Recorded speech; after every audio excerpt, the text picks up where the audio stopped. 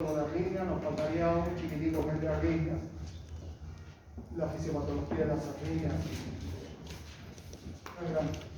No es gran cosa. Bueno, para la próxima clase, muchachos, tienen que dominar esto.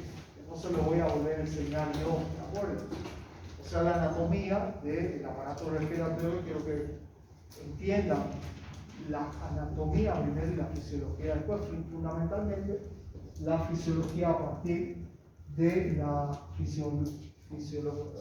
fisiología ventilatoria y la fisiología del intercambio de gases, ¿de acuerdo? Entonces, bueno, recordarán desde el punto de vista anatómico estas estructuras, porque estas estructuras, si ustedes recuerdan, en estas estructuras, que son las estructuras más iniciales, más altas, pues ocurren elementos del sistema respiratorio. ¿Qué elementos ocurren ahí? El sistema respiratorio, no los otros sistemas. El respiratorio, ¿qué ocurre ahí? Calentamiento del aire. Ya. Entonces, uno de los elementos importantes es que de alguna manera se caliente el aire. No es gran cosa, pero se calienta el aire. ¿Qué otro elemento es importante desde el punto de vista del aparato respiratorio? Fundamentalmente, más que filtrar como tal, se quedan o sea, cuando entra el aire aquí, no es que miren lo que tiene que atravesar. O sea, el aire, ¿no? Desde el punto de vista físico, no atraviesa así el conducto inicial, sino que hace el remolino, ¿cierto? Mientras más sano esté el aparato inicial respiratorio, mejor va a, si ustedes quieren, mover el aire de tal manera que ese aire va a chocar contra las paredes. Pero además de choque contra las paredes, va a chocar contra el mismo pelo que hay, ¿no es cierto? Entonces, al hacer esos movimientos, ¿qué va a ocurrir? Se van a quedar las partículas más grandes. ¿De acuerdo? Esto es importante, que se queden las partículas más grandes, porque además hay bastante moho. ¿De acuerdo? Entonces, en algunas enfermedades donde no existe la capacidad del sujeto, por ejemplo, para sintetizar un moco, ¿cierto? No va a haber la posibilidad de que estas partículas sean expelidas hacia el exterior. ¿De acuerdo? En enfermedades importantes como el lupus, por ejemplo, la enfermedad autoinmune es importante. Entonces, esta capacidad que tiene el sujeto, o la esclerodermia, por ejemplo, este sujeto pierde estas capacidades. Por lo tanto, ¿qué puede sufrir esta parte?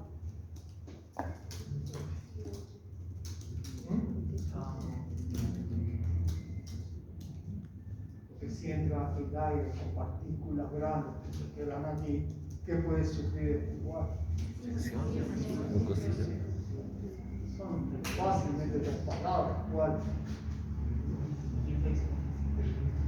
Lesiones e inflamación, ¿cierto?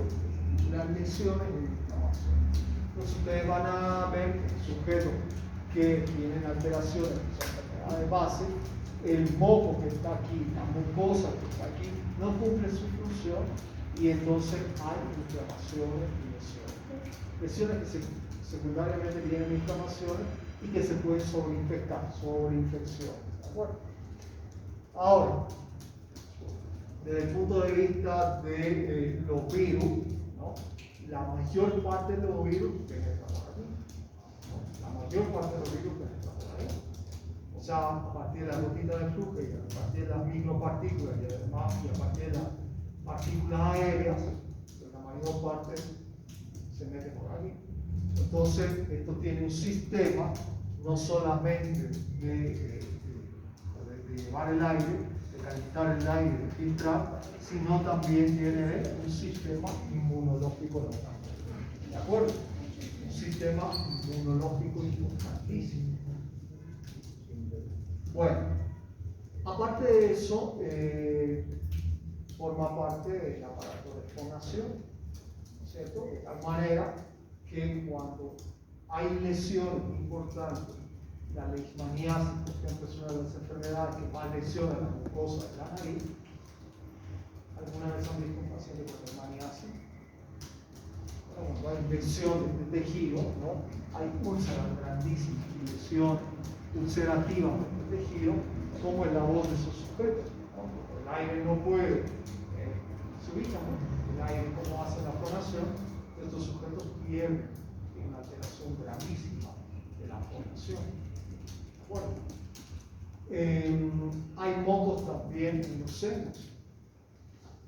Los senos también son cavidades.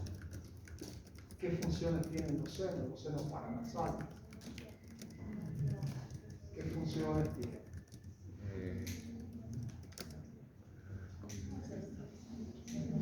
No tienen ninguna función. Que una es que sean livianos los huesos, quita peso en esa parte. Y la formación de moco, doctor. ¿La qué? La formación de moco. Bueno, si se forma moco, pero ¿y cuál es la importancia de existir los senos? La formación. Con ascensos.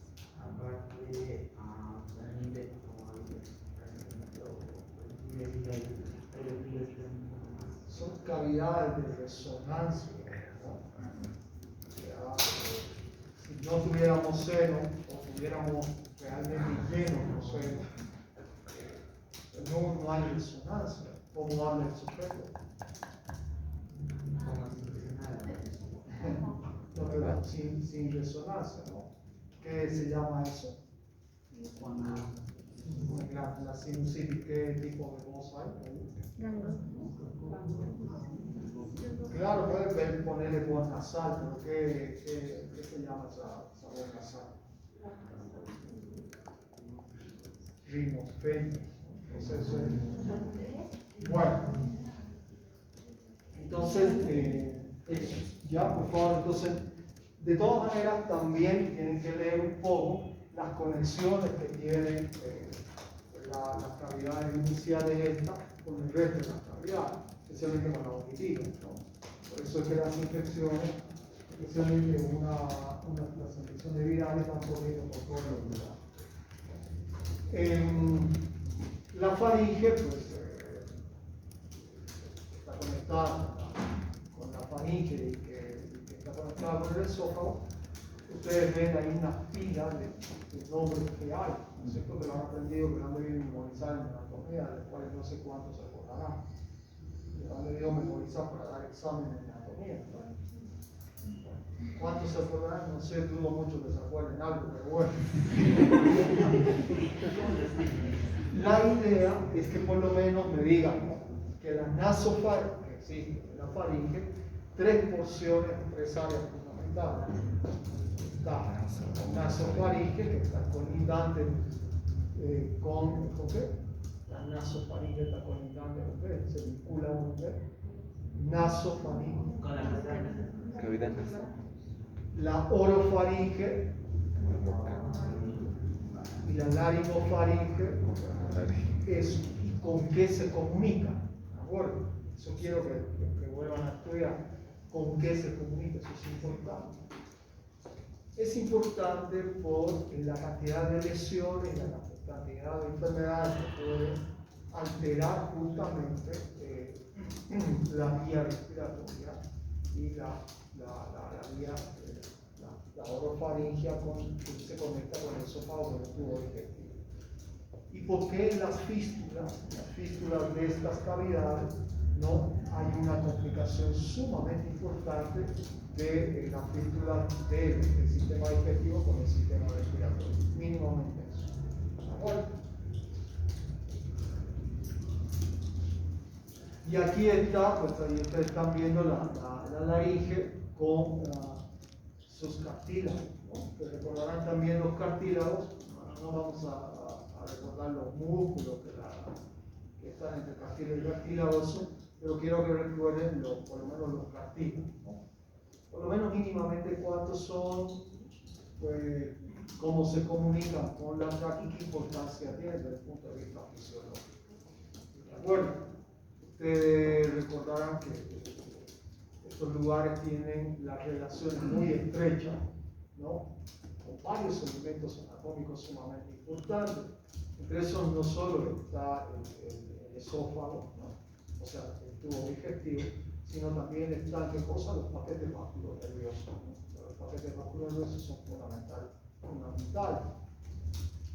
Las cuerdas vocales que están en la laringe, pues están, por lo tanto, inervados por esos paquetes vasculonerviosos sumamente importantes, de los cuales el vago y el glosofaringeo son los más importantes del paquete nervioso, ¿se acuerdan? Entonces, el vago, eso quiero que vean, el vago y el glosofaringeo, ¿qué funciones tienen? Bueno, el vago y el glosofaringeo. ¿De acuerdo?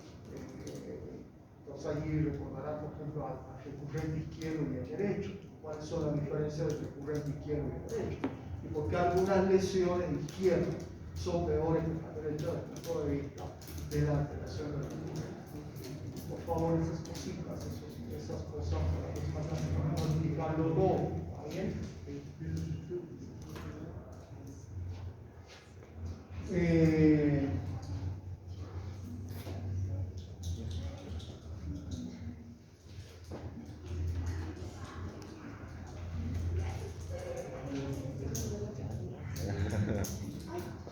Entonces, para comprender una, por ejemplo, intubación, ¿cierto? En otros países tienen momentos muñecos, ¿no? Para antes de que... Entonces, las intubaciones en realidad son fáciles, un poco para que se motiven, ¿no? Ustedes están viendo ahí el laringoscopio, ¿no? El laringoscopio entra así, y lo único que se tiene que buscar son las cuerdas, van a ver que baja que todo médico debería saber igual.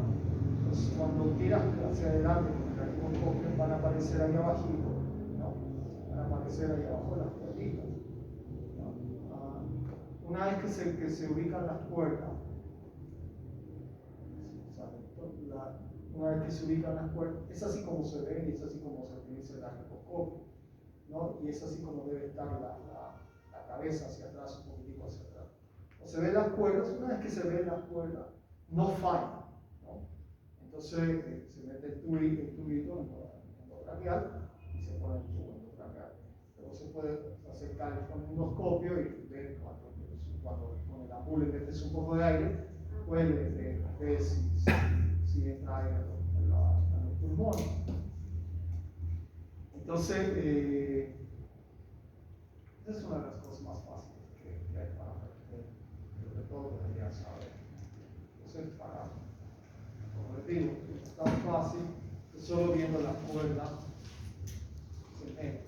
Eso salva vidas, ¿no? Eso realmente es un procedimiento que salva vidas. Realmente las enfermeras, por ejemplo, licenciadas, en cualquier país las enfermeras saben jugar. Bueno.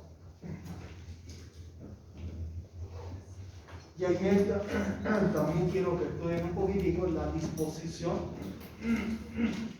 laringotraqueal. La disposición y la relación en este sentido, es decir, los anillos más el esófago, ¿no? Y sus vínculos. Y desde el punto de vista de esta relación que tiene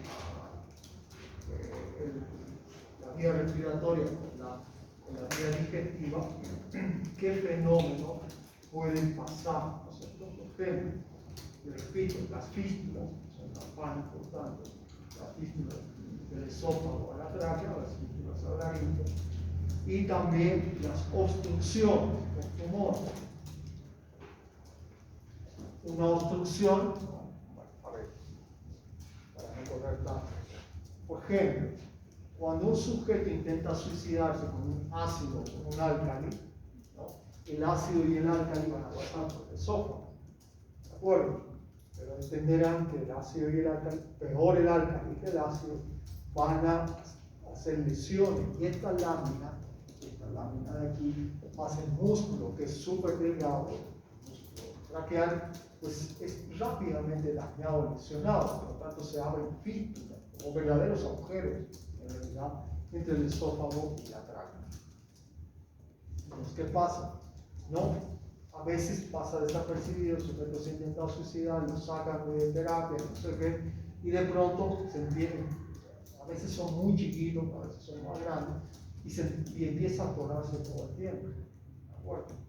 ¿Por qué? Porque cada vez que come algo, que sea una dieta líquida, va a pasar al esófago, a la tráquea. ¿De acuerdo? Empieza a tener tos, bastante tos. Entonces a veces lo dejan y no pasa nada hasta que la fístula se puede infectar, se puede sobreinfectar, puede abrirse más. Entonces son esas comunicaciones y los tumores en esta vía, cómo alteran la función en relación al vínculo que tiene. ¿De acuerdo? Eso como mínimo. Y también quiero que lean esto, es decir, cómo se divide en los bronquios principales, cómo se dividen los bronquios en los bronquios secundarios, terciarios, etc. ¿No? Y en qué momento, que alguna vez creo que se lo pregunté, en qué momento pues los bronquiolos tienen capacidad respiratoria. ¿De acuerdo? ¿En qué momento los bronquiolos tienen capacidad respiratoria? ¿De acuerdo? Eso quiero que lo miren, mínimamente. ¿No? Y bueno, desde el punto de vista del parénquima pulmonar, ¿no? Cómo está dividido el parénquima pulmonar y en qué niveles del parénquima pulmonar, o sea, en qué región el parénquima pulmonar tiene capacidad respiratoria. Yo sé que se entenderá que esto se han dividido más, pero quiero que me digan cuál es la capacidad de intercambio gaseoso a nivel, por ejemplo, de la base, a nivel de la región del medio y de la parte alta. ¿De acuerdo? Que me diga si la capacidad es mayor o menor desde el punto de vista del intercambio gaseoso. ¿Y por qué? Quiero que me digan la mecánica fisiológica, o sea, la fisiología, cómo se produce eso desde el punto de vista respiratorio. ¿De acuerdo? Estoy diciendo que van a leer para los. Es chiquito, no es grande. ¿Y cuál es la función? ¿Cuál es la función de la pleura? Ustedes tienen la pleura, cómo se divide la pleura, ¿no? Cómo está dispuesta anatómicamente la pleura y qué función tiene la pleura. Quiero que me lean fundamentalmente la función que tiene la pleura a nivel de las bases pulmonares. Bueno, ¿está bien? O sea, a nivel de las regiones más ricas en mayor. Y quiero que también me lean la fisiología del intercambio gaseoso. La fisiología del intercambio, qué tipo de células constituyen, ¿no? Un alveolo capilar, un alveolo pulmonar, disculpe, y qué tipo de células y cuáles son las funciones de la célula. ¿Cuál es la función del linfocito 1? ¿Cuál es la función del linfocito 2? ¿Qué función tiene, qué funciones cumplen los macrófagos? ¿De acuerdo? ¿Cómo hacen el intercambio? ¿Con quiénes hacen los intercambios? El alveolo y, finalmente,